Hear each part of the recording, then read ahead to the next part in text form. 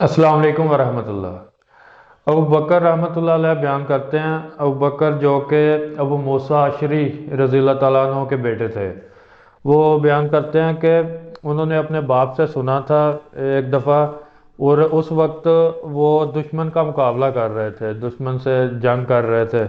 तो उस दौरान वो कहते हैं कि उनसे मैंने सुना था, वो फरमा रहे थे कि रसूलुल्लाह सल्लल्लाहु अलैहि वसल्लम ने फरमाया कि बेशक जन्नत के दरवाजे तलवारों के साए तले हैं, तलवारों के जो साए हैं इनके नीचे जन्नत के दरवाजे हैं।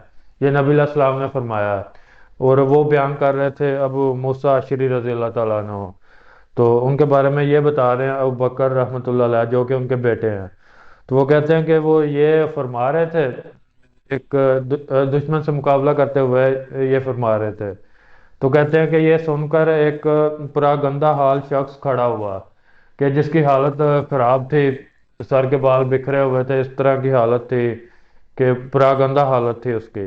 वो शख्स खड़ा हुआ और कहता है कि ए अबू मूसा, क्या ये बात तूने रसूल से खुद सुनी है? तो उन्होंने जवाब दिया कि हाँ, ये मैंने खुद सुनी है। तो वो जो शख्स है वो फिर अपने साथियों की तरफ पलटा और उन्हें अलविदाई सलाम किया। और अपने साथियों को वो अलविदाई सलाम करता है और अपनी तलवार लेकर निकलता है। और जो उसकी तलवार की नियाम थी, नियाम में तलवार डाली जाती है, तो वो जो नियाम थी उसकी, वो नियाम उसने तोड़ दी। यानी कि तोड़ दी, उसने कहा कि मैंने दोबारा इसमें तलवार डालनी नहीं है। उसने नियाम तोड़ दी और तलवार लेके निकल पड़ा अपने दुश्मनों की तरफ। तो दुश्मनों की तरफ गया और लड़ता लड़ता वहीं शहीद हो गया। तो ये देखें कि उस शख्स ने नबी अलैहिस्सलाम की हदीस सुनी थी कि इस तरह से तलवारों के साए तले जन्नत है।